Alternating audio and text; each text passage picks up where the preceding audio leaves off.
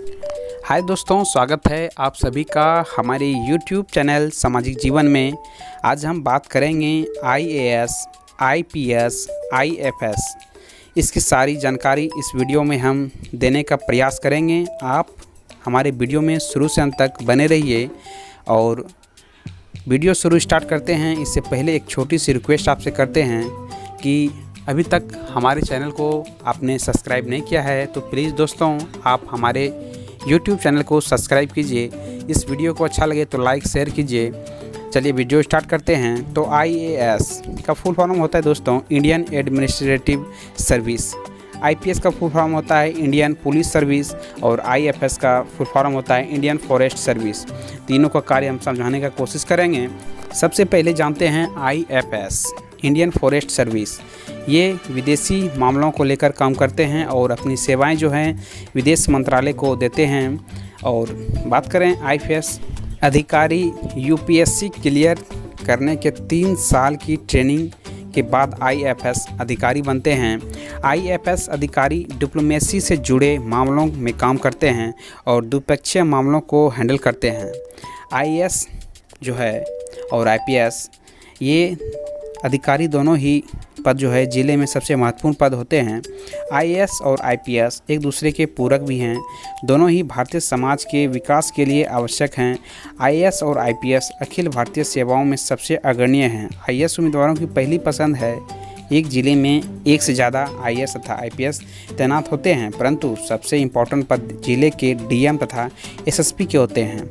किसी जिले के विकास के लिए कार्य करने के लिए दोनों का एक साथ कार्य करना अनिवार्य है।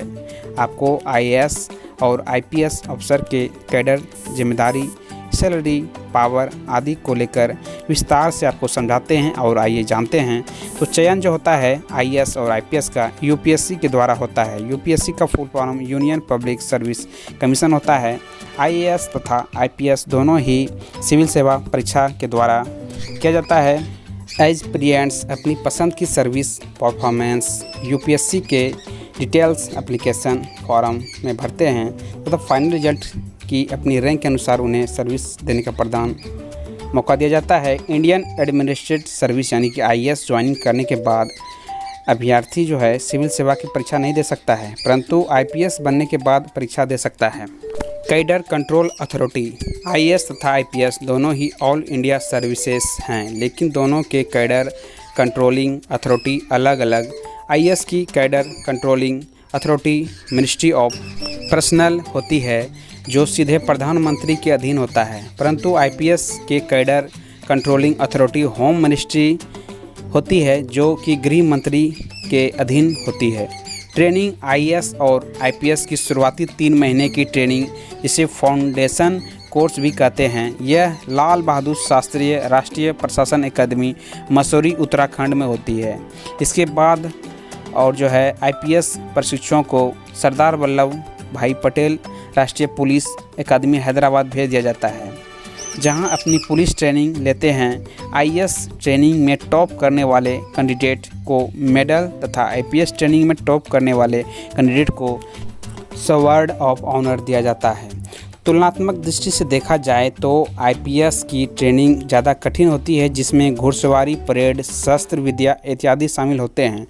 पावर और जिम्मेदारियों की बात करें तो आईएएस तथा आईपीएस दोनों ही सेवाओं का जॉब प्रोफाइल बहुत ही बोर्ड होता है और दोनों ही बहुत पावरफुल पोस्ट पर तैनात होते हैं, परंतु आईएएस एक डीएम के रूप में काफ़ी ज़्यादा पावरफुल होता है।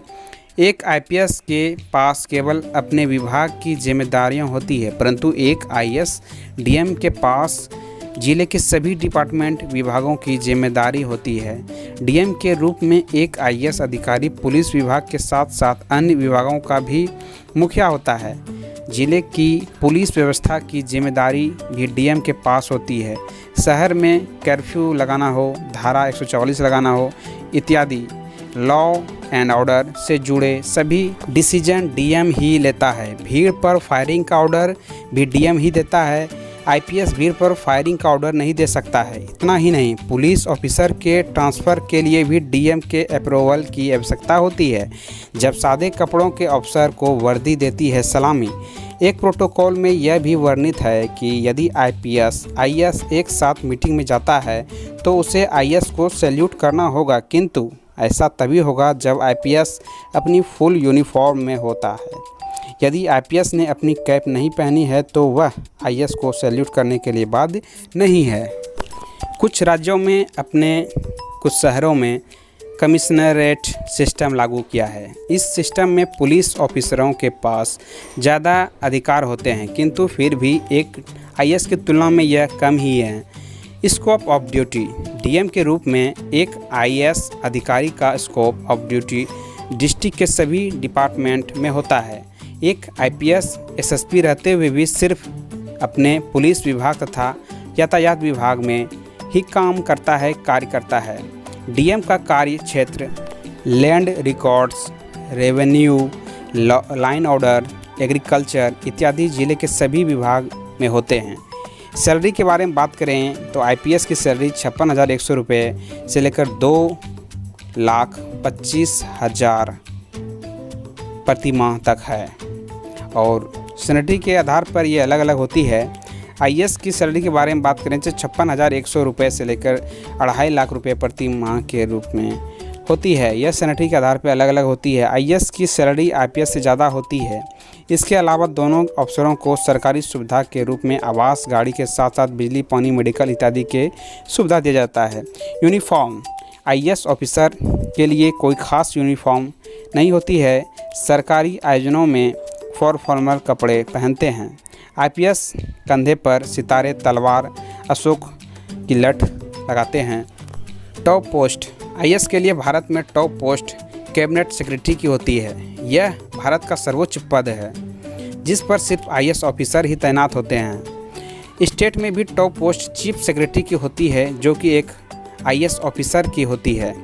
जहां तक होम सेक्रेटरी के पद पर भी एक आईएएस ऑफिसर की तैनात किया जाता है। आईपीएस अपने राज्य का डायरेक्टर जनरल ऑफ पुलिस बन सकता है।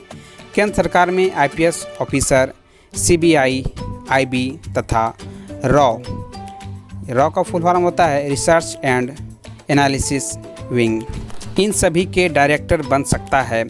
साथ ही साथ नेशनल सेक्रेटरी एडवाइज़र के पद पर भी आईपीएस की तैनाती की जा सकती है। तो ये था आईएएस और आईपीएस से जुड़ी कुछ खास बातें। आशा करता हूँ कि हमारा वीडियो आप सभी को पसंद आया होगा। आप हमारे वीडियो को लाइक कीजिए, शेयर कीजिए, हमारे चैनल को सब्सक्राइब कीजिए और हमारे चैनल से जुड़िए। आपको कोई सुझाव देना है, कोई कमेंट करना है या कोई चीज़ पे मैं वीडियो बनाऊं आपको बताना है तो प्लीज़ हमारे चैनल में कमेंट कीजिए।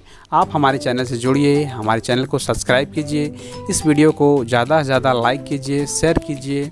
इसके बाद हमारा वीडियो इसी तरह के मनोरंजन, दृश्य, रंग बिरंग के वीडियो हम बनाते हैं, स्टडी के बारे में वीडियो बनाते हैं। तो आप हमारे चैनल से जुड़िए, हमारे चैनल में सपोर्ट कीजिए। हमारा वीडियो देखने के लिए दोस्तों धन्यवाद।